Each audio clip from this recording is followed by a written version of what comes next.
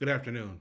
My name is Jordan Lewis Corson Scott, and this is my presentation for History and Evolution of Public Education.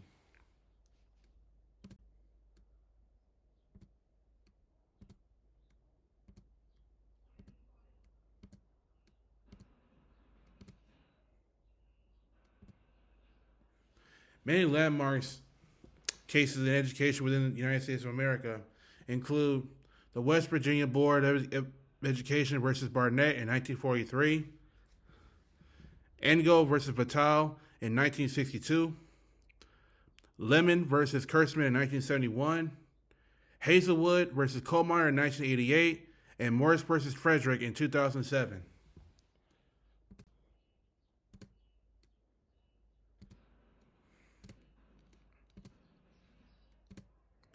All right, democracy in education is defined as an ideal that satisfies the needs of the student community and society that helps develop reflective students who are collaborative problem solvers and creative thinkers with a flexible approach.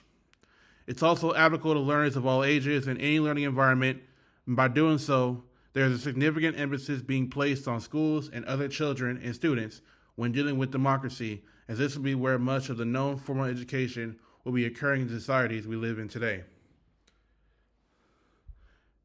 Various elements include firm foundations, collective decision making,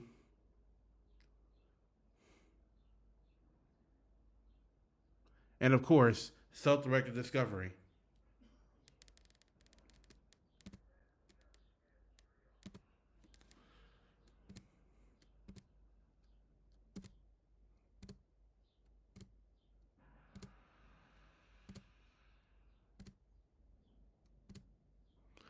Diversity in public education.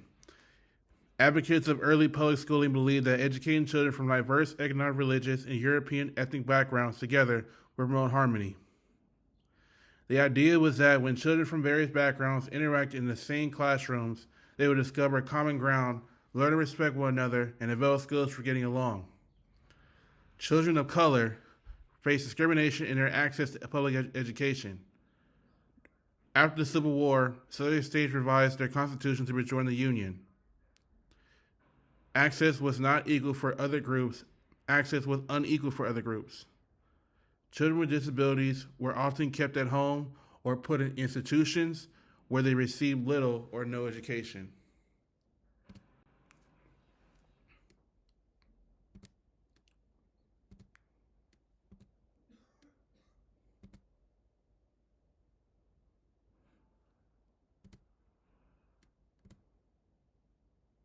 Immigration and public education.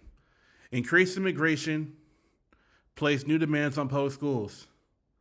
From the 19th to early 20th centuries, waves of immigrants arrived in the U.S., and public schools became the primary institution responsible for teaching immigrant children the English language and helping them assimilate into American culture and values. There were also ample instances of bias and against new immigrants and discrimination by the majority Protestant population against Catholics and other non-Protestant religions.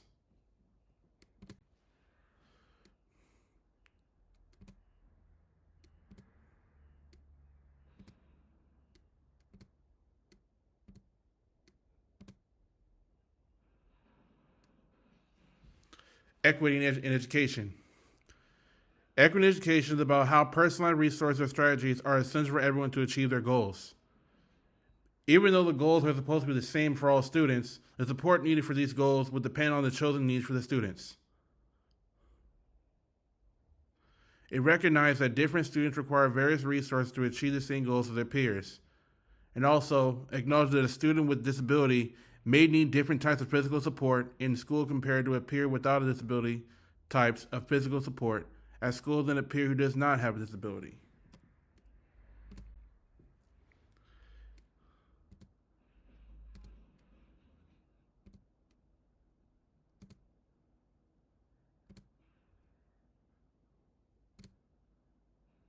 Equality in education. Equality in education is based off about ensuring equal treatment, access, and opportunities to resources and services for everyone in the classroom education system. It is defined as every student should have an equal access to a high quality education, regardless of the chosen education. It also emphasizes that all students should be held to the same standards and objectives, irrespective of their circumstances, abilities, or experiences.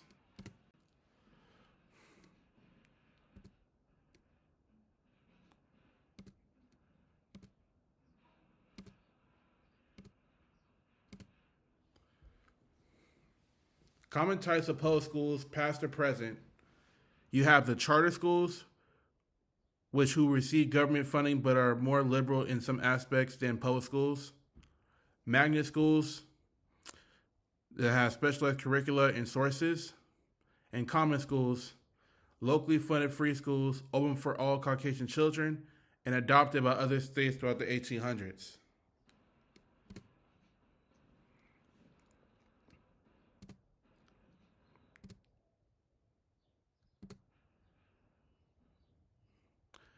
Federal Education Acts include the Individual with Disabilities Education, IDEA, Family Education Rights and Privacy, FERPA, or Americans with Disabilities, ADA.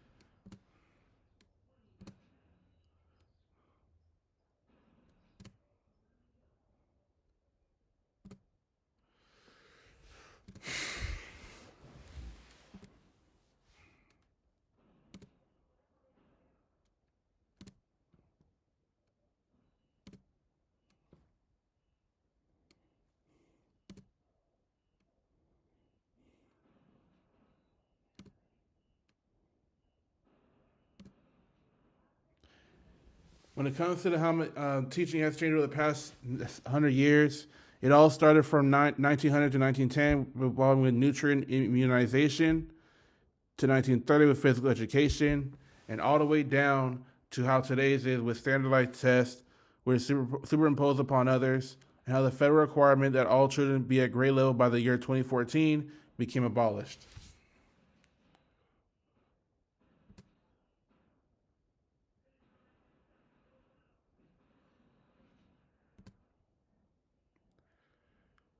And finally, an elementary education that needs to be changed and why.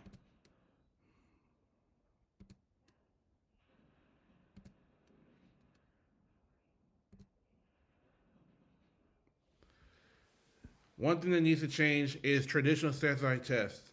Traditional standardized tests.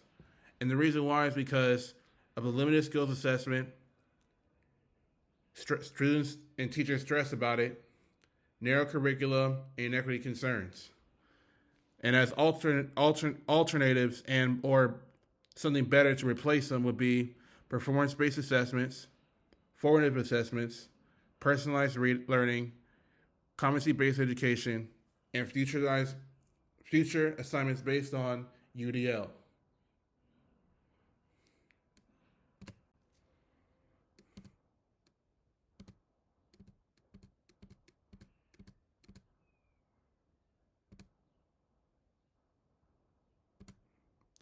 And this is my presentation. Thank you so much.